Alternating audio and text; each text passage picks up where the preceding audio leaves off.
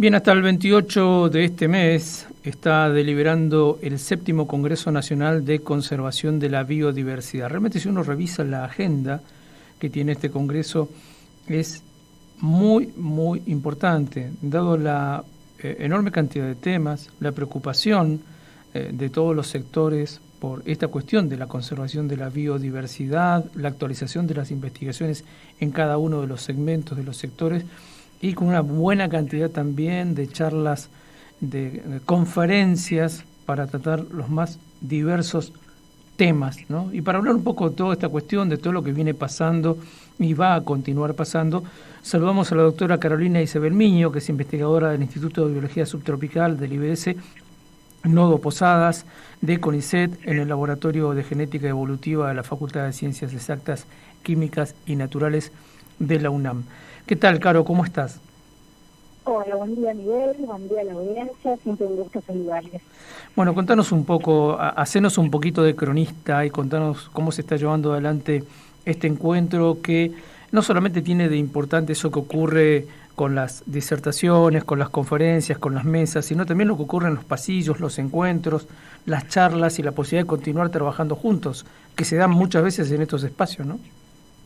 Sí, exactamente. Bueno, para mí en particular es un gusto enorme estar, habiendo sido convocada como conferencista plenaria, es un honor representar inclusive a la facultad, ¿no? A la Facultad de Ciencias Exactas, a la UNAM, también, aprovechando que estamos celebrando el cincuentenario de la universidad, y estar en esa función, la verdad que es una responsabilidad muy grande también.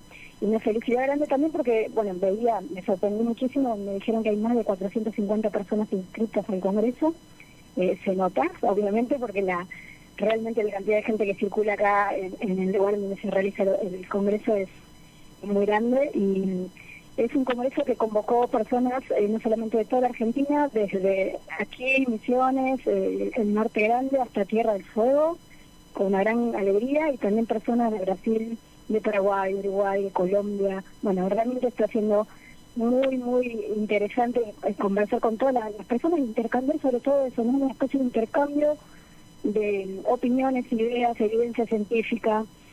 También, una importantísima convocatoria a otras personas que son actoras de la conservación, como son las ONGs, el Estado Nacional, Provincial, Municipal, todas las diversas fuerzas que tenemos que unirnos para realmente, si queremos hacer un cambio transformativo, como le estamos llamando, lo llama las instituciones a nivel internacional. Estamos llamados a hacer realmente un cambio de paradigma, de pensamiento, de comportamiento individual, para lograr revertir un poco el escenario que parece negativo, pero todavía estamos a tiempo de cambiar, en torno a la conservación de la biodiversidad, de la cual las personas somos parte, ¿cierto? Entonces estamos discutiendo esto desde desde todas las diferentes disciplinas que confluyen en una cuestión como es la conservación de la biodiversidad, con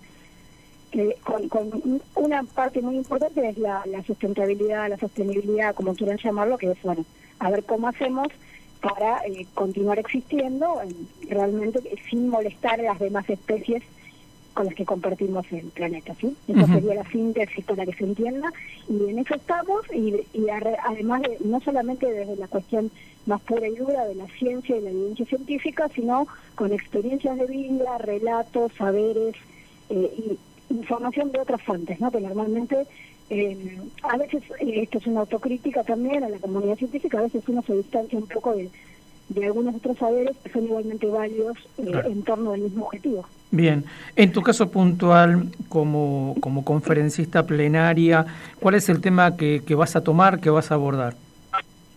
Bueno, el tema lo abordé ayer a la tarde, casualmente, a las 6 de la tarde fue la conferencia de cierre del primer día, con una enorme responsabilidad, porque las dos personas que me precedieron, la conferencia inaugural de las 9 de la mañana y la de la tarde, más o menos de las 2 de la tarde, fueron impresionantes, presentaron datos, un invitado, el director del Instituto von Humboldt de Colombia, un colega acá, Lucas Garibaldi, que trabaja con paisajes productivos sostenibles.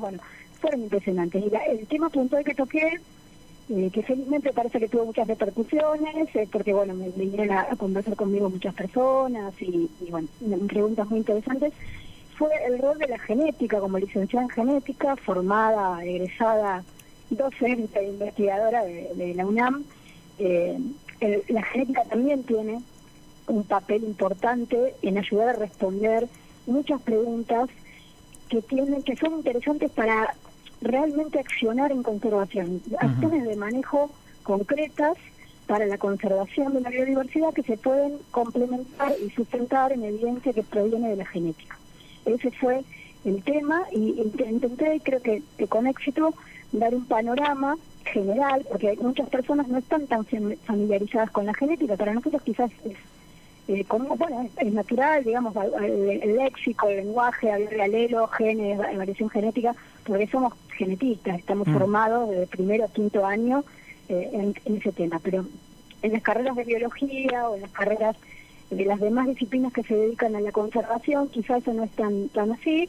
Y bueno, entonces intenté abordar panorama un poco general del rol de la genética, de cómo la genética puede responder esas preguntas, y después entré un poco más en la cuestión de cómo hacemos para que, ya sabemos que la genética es muy útil en apoyar decisiones y en diseñar inclusive acciones de conservación, cómo hacemos para que eso empiece a salir un poco del papel y realmente se traduzca en acciones concretas, porque a pesar de que la genética es muy útil, es reconocida a nivel mundial como una herramienta informativa en acciones de manejo para la conservación, no es del todo aplicada en la práctica. Así cuando uno, por ejemplo, ve que se realizaron solturas de individuos que estaban en centros de cría y rehabilitación, cuando uno escucha proyectos de restauración de la fauna extinta en la naturaleza, bueno, esos proyectos y esos tipos de manejos que son muy válidos y recomendables, porque a todo el mundo le gusta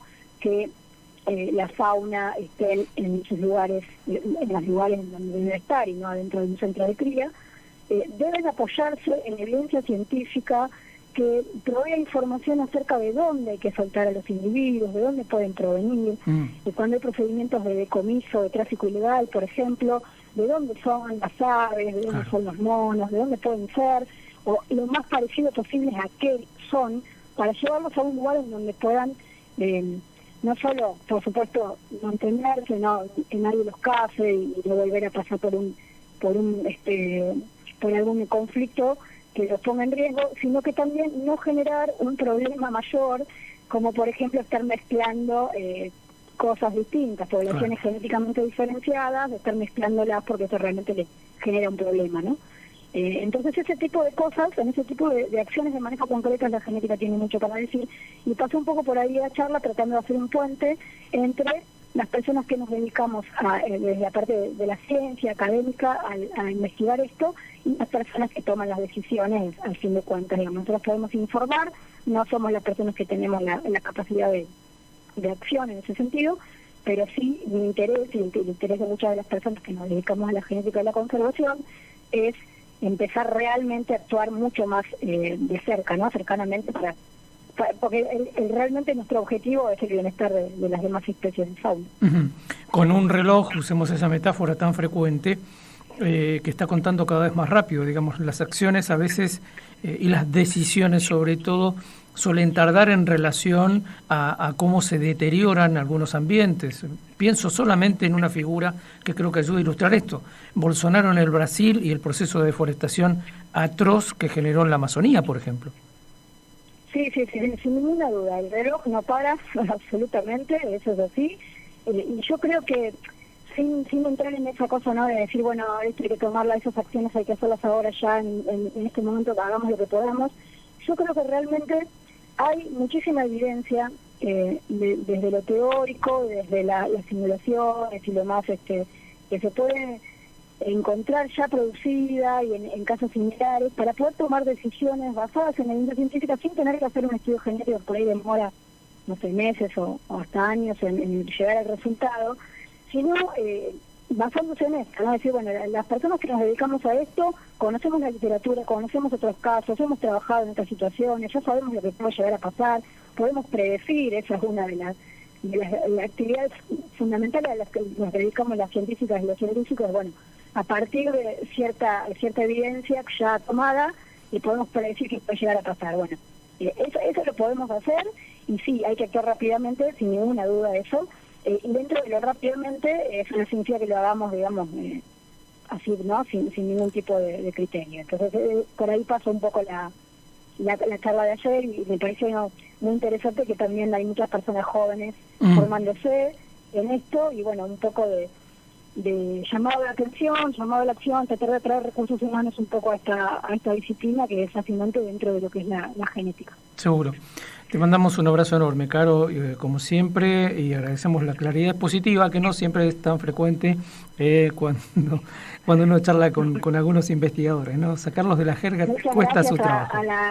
Muchas gracias a la radio por el espacio, y acá estoy, si quieren les puedo hacer de cronista de acá hasta el viernes, que voy a estar acá en el Congreso. Dale, te mandamos un abrazo enorme. Muchísimas gracias. Chau. Buen día. Carolina Miño charlando con nosotros, y claro que es importante todo este trabajo, ¿no? Un encuentro que va a culminar el día 28, comenzó el día de ayer. Carolina fue una de las conferencistas plenarias convocadas, fueron 13, se le tocó cerrar la jornada de ayer a la hora 18 con su abordaje desde la genética, que es su expertise, ¿no? Que es la materia en la que se ha formado. Egresada, graduada de nuestra Universidad Nacional de Misiones.